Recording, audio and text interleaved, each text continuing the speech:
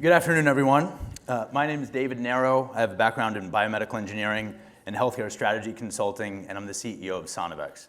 We're a clinical stage medical device company spun out from Johns Hopkins, founded by myself, a surgeon and world-renowned professor in medical imaging. We've been supported with significant equity in addition to $7 million of non-dilutive financing from the NIH and NSF.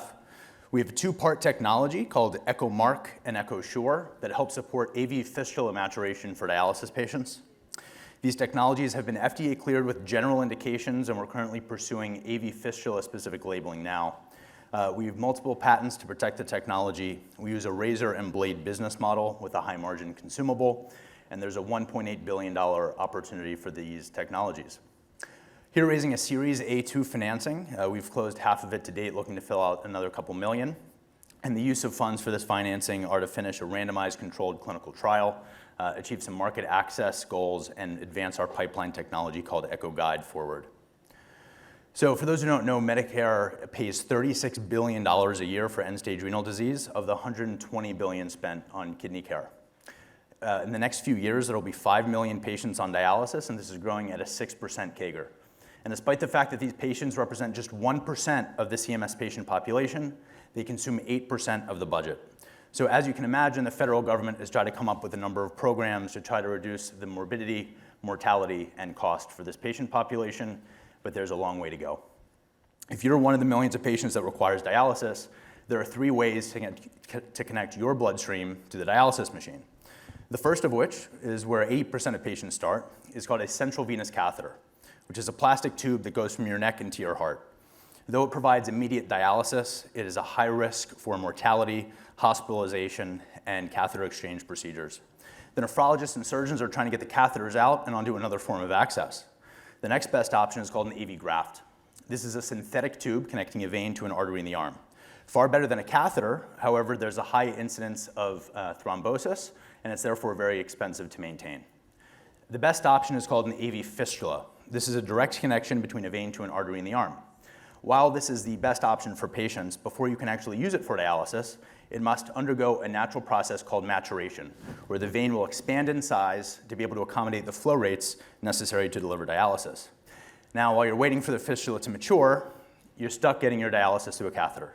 The take-home points for why catheters are bad are A, you have a high risk of bloodstream infections that result in expensive hospitalizations on average twice per year. You have a 2 to 3 times greater risk of mortality compared to patients on a fistula or a graft. And then finally, for the payer, the incremental cost for a catheter is more than $160 more per day, or about $30,000 per patient. Now, if you look at the numbers here, 80% of patients begin with a catheter. More than 30% of newly created fistulas fail to mature, and the median time that it takes to get that catheter out is now more than 6 months. The reason it takes so long is to be able to assess the status of a fistula. You either need to be a physician and do a physical exam, or you need an ultrasound reading. Now, these patients, they live pretty tough lives. They go to the dialysis clinic 3 times a week for 4 hours a day. But you don't have physicians in the dialysis clinic, nor do you have sonographers. And then the compliance rate for them to go see that doc outside of their routine dialysis or see a sonographer is just 12 to 33%. So this results in a delay in decision-making, therefore a delay in maturation. So we see a really compelling opportunity to meet the patient where they are, and let's bring the power of ultrasound to the dialysis clinic. Now, the way that we've done that is with a 2-part solution called EchoMark and EchoSure.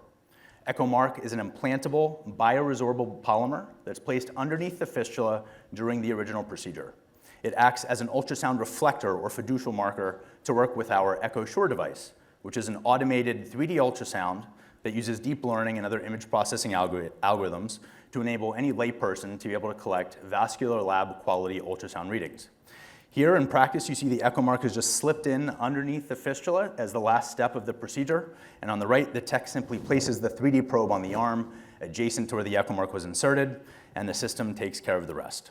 So now, the nephrologist and surgeon that get this information compare the ultrasound readings to existing established criteria to determine whether they should use the fistula, intervene on one that needs some help with an endovascular or surgical procedure, or to abandon a failing fistula and get them on a new access as soon as possible. So regardless of the outcome of the fistula, you're able to reduce that catheter dependency.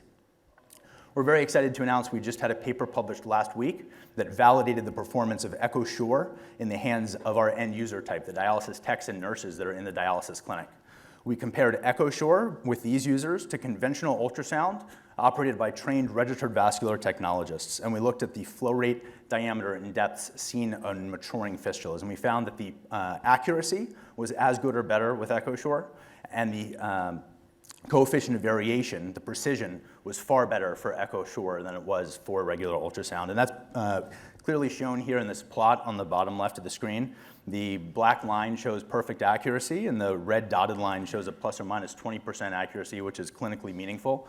The light blue diamonds show regular ultrasound, the state-of-the-art that we're relying on now. You see there's a ton of variation. And with our fiducial marker and our algorithms, we're able to take away a lot of that error and be able to stick within that 20% window, which we're really excited about.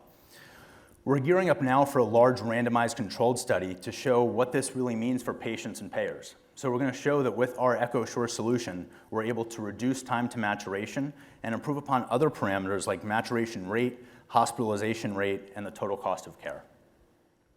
The AV access market is large and growing, but the same exact technology has significant opportunity in other indications where you're worried about the functionality of a blood vessel after surgery.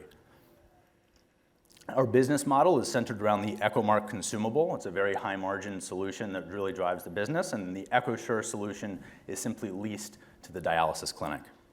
I'm most proud of the team that we've assembled. We're headquartered in Baltimore, Maryland. Alex Yevslin is our Chief Medical Officer. He's a full professor and Director of Interventional Nephrology at the University of Michigan, and he was the Vice Chair of the National Kidney Foundation KDOQI Guidelines for Vascular Access, which is sort of the Bible that these nephrologists and surgeons read to manage their dialysis patients. He's also started a number of companies in the space. John Rapp, he's our Chief Business Officer. He held the same title for another dialysis company that was acquired by Medtronic in 2019 and joined us immediately after that transaction and brings over 25 years of sales and marketing experience in the medical device arena. Michelle Zwerneman, she has held a number of exciting roles in product development and quality and leads operations, quality, and strategy for the business. Ben Kang, he is an expert across ultrasound physics, deep learning, software development, and he leads our technical team and was recruited away from Siemens when we started the company. And then finally, Katie Feeney, she's over a decade of clinical trial management experience, and she leads all of our clinical affairs efforts. We're also supported by a phenomenal board and advisory board.